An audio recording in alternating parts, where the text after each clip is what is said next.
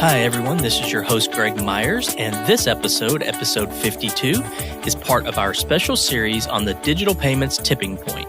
In this three-part series, I will be talking with executives from WEX who partnered with the research team at The Economist over the summer of 2020 to look into the state of business-to-business payments in financial services, financial technology companies or fintechs, and technology companies. The research found that companies that have grown most robustly during the pandemic are also all accelerating their evolution away from slow, manual, paper-based payments into secure, data-rich, real-time digital payments. This three-part series digs into the issues surrounding this rapid evolution in digital payments, including whether banks should build innovation, partner, or both, the interchange realities that the payments industry needs to face, and the shape of payments to come. Our first episode features Greg Sassone, SVP of Business and Partner Growth at WEX. He's been in payments and financial services for 20 years. WEX is a B2B technology company.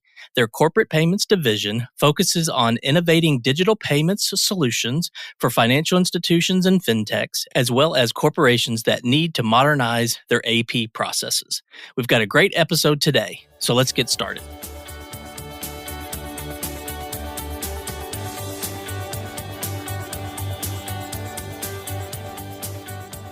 Hi, Greg, and welcome to the Leaders in Payments podcast, and specifically this special series about the digital payments tipping point. Today, Greg and I will be talking about banks and B2B payments, build, partner, or both. So, Greg, thank you for being here and welcome to the show. Hey, Greg, thanks. Really appreciate you having me on today. Absolutely. Let's start by having you introduce yourself and talk a little bit about your role at WEX.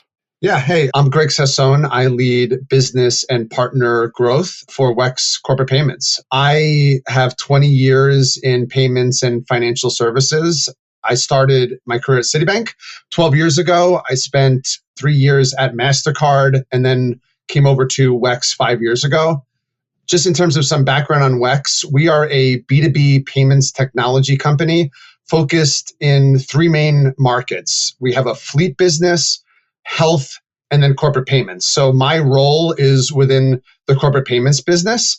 We, within corporate payments, really manage payment technology partnerships across two segments. We have bank partners and we have fintech partners. They leverage our technology solution and they embed payments within their business. We essentially enable them to go to market with payments technology. Okay, great. So let's talk about the global pandemic and how it may have affected the industry. Why has it made the build versus buy an even more critical question for banks to be asking? Yeah, and Greg, I actually think it's not just build versus buy. I think it's build versus buy versus partner. Right. What we're seeing a lot of is, a lot of partnerships in this space, especially given the pandemic, right? Banks and other companies that are potentially leveraging some legacy technology, there's a need for them to innovate and move faster. And a lot of times their own internal legacy technology doesn't allow them to do that, right? So there's a ton of partnerships that are happening in this space because of this, given the pandemic. We did a survey recently and 80% of financial and technology respondents basically said that they lag behind in their own technology and their own internal infrastructure. There's a need to partner now more than ever. So I really think it's looking at it and considering, do you build something in-house and do you have the internal technology and infrastructure and budget to do that? Do you look at buying, a solution? There's lots of M&A activity in this space. Or do you look at partnering and creating strategic partnerships where you can leverage the best of what you have and the partner can bring something? So we're seeing a lot of banks right now choosing to partner on the technology side in order to, like I said earlier, in order to get to market fast, in order to innovate. And then the banks have the distribution channel, right? They have the branch network, they have the treasury banking relationships, they have all the customer relationships, but they lack the infrastructure and the technology to move fast. So banks partnering with technology companies is a really interesting opportunity and one that we're seeing a lot of and we're very much involved in right now. Okay. And so you mentioned innovation. So what are the challenges for banks when it comes to innovation? I think it's just a lot of banks are using legacy technology, and it's either in house technology or third party legacy technology. Lots of manual processes. In B2B payments, there's still a ton of checks, and 50% of all of the B2B payment volume in the US is still happening via checks and all of the manual processes that surround it. Another challenge is because of all the legacy technology, there's just a lot of inertia, at some banks. They potentially view it as a potential risk to the business if there is a big change and customer impact. So a lot of banks are hesitant to do things new because of that inertia and because of that legacy technology. But it's really important that they do because they're going to get left behind. I think what we're seeing is the opportunity is with the banks that are looking to be a bit more innovative around how they switch and what those switching costs are and how do they get over some of the dated and legacy processes and legacy dated technology. That's really the opportunity for them to innovate, is to get rid of the old technology, bring in new, and sort of de-risk the conversion, if you will, by minimizing some of those switching costs and doing it in a way that's smart and makes sense. I'll give you just a quick example within our own business.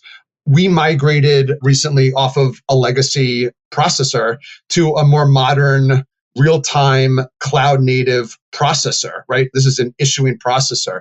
We spent a good amount of time building the processor, but I think we spent even more time planning and building for a seamless customer conversion and a seamless customer experience. So we really understand the importance of minimizing any customer inconvenience.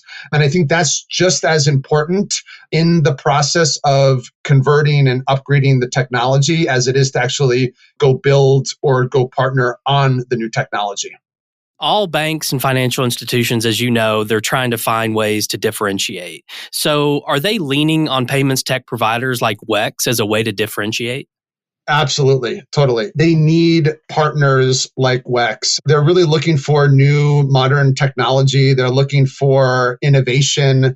They're looking for companies that have payment expertise.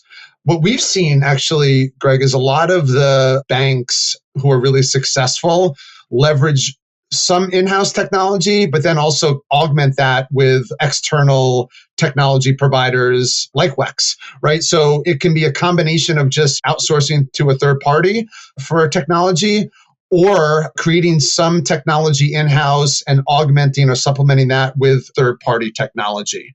There's definitely a lot of opportunity for technology players in the B2B space right now, and lots of partnerships that are happening in this space. It's actually a really exciting time. Like I said, I've been in payments for over 20 years, and we've always talked about the opportunity within B2B payments, right? It's 25 trillion in payment opportunity in the US, half of it is on check.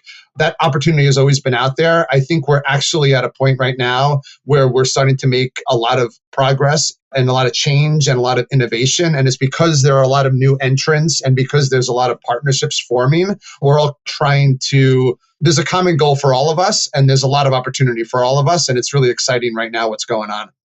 Yeah. How do you see these partnerships evolving over time?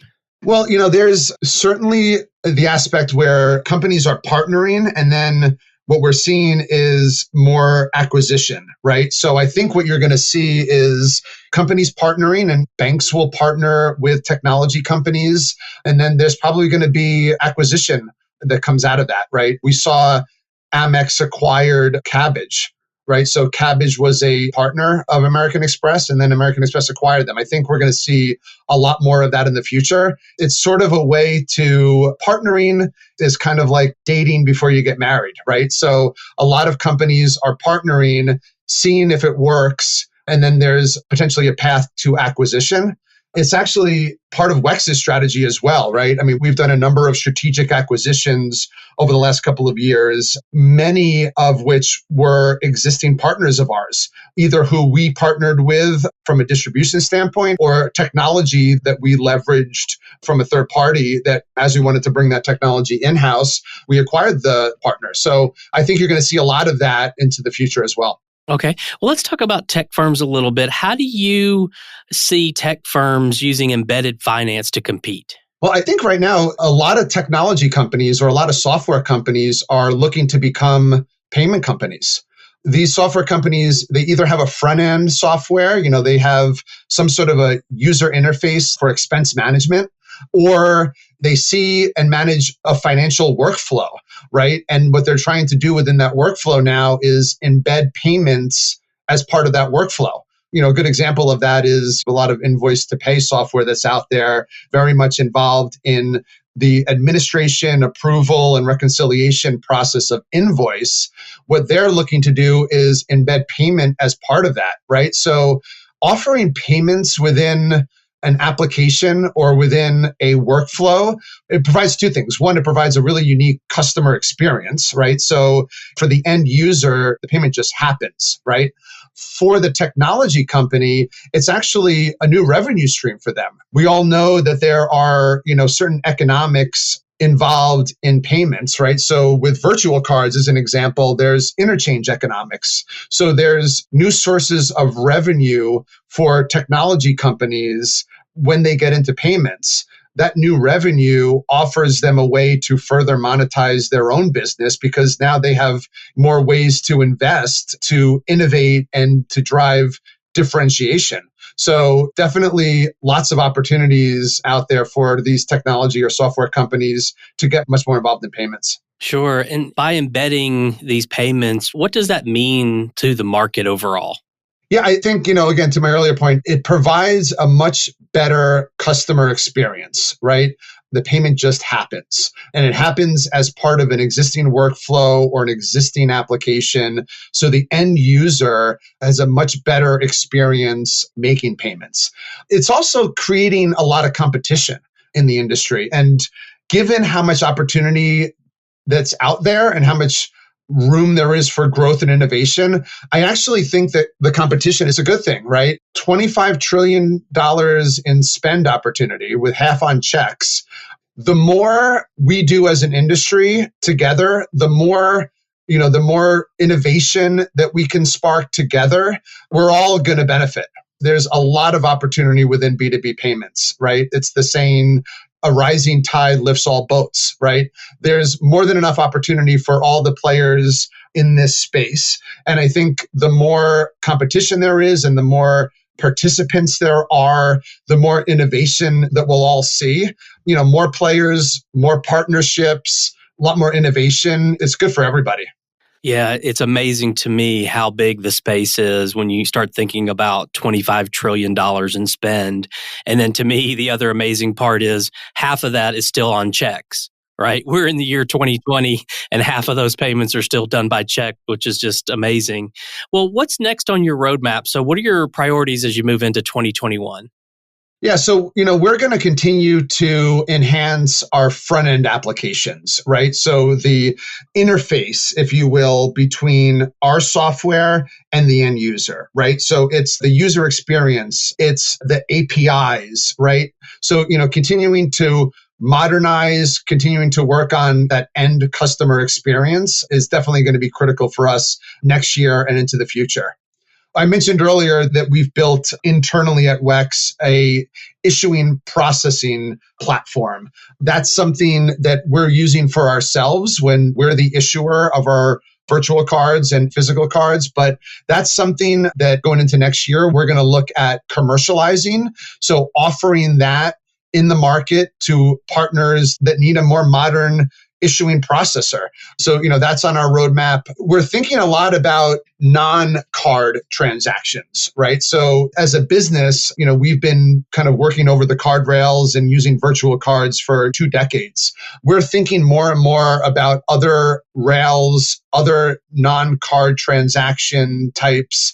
How do we move into things like real-time payments? So we're going to be doing some work there next year.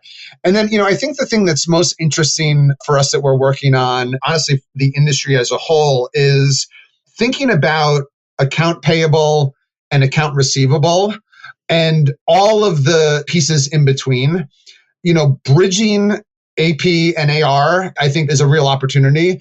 Traditionally, players have been either focused on one side or the other. So you're either focused on account payable with the buyer, or you're focused on account receivable with the seller. There are very few, if any, companies that work on both sides. WEX is very uniquely positioned. We already do play on both sides today. We have solutions and technology on both the AP and the AR side.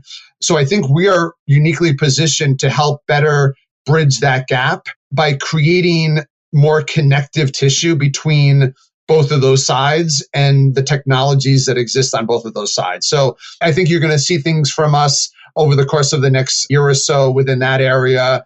Economics around the interchange and price points between both the AP and the AR side, we're really taking a close look at having variable economics so that we could make things work for both the buyer and the supplier, differentiating interchange rates or different price points that could be negotiated between a buyer and a seller is key to that strategy. So we're going to continue to further that along, and there's definitely going to be a lot more activity next year on bridging that gap between AP and AR. Sure. Sounds like you guys have a lot of exciting priorities for 2021. Oh yeah, definitely lots going on. It's exciting. Things are moving really fast. Our roadmap is constantly evolving and constantly changing. We work in a very agile environment. So we're shifting as we see the market trends shifting. We're shifting as we get feedback from customers and partners. And we always reserve a little bit of capacity in our roadmap to be able to react to those things. So if we talk next year, we probably would have tweaked some of these things along the way based on how the market's going. Absolutely. Well, Greg, we've covered a lot of ground today, so I wanted to thank you so much for your time and for being on the show. I really appreciate all of your insights. And again, thank you so much for your time. Greg, thanks for having me. Really appreciate the time today. For more information about how to reach Greg and links to the Digital Payments Tipping Point research study and landing page, please visit our show notes. And as I previously mentioned, this is the first of 3 episodes about the Digital Payments Tipping Point sponsored by WEX. The next episode will be available in January, and our special guests will be Heather Andrews, Vice President of Americas Corporate Payments at WEX, and Anant Patel, Vice President EMEA and APAC Corporate Payments at WEX. Together, we'll be discussing why the payment industry needs to look beyond interchange.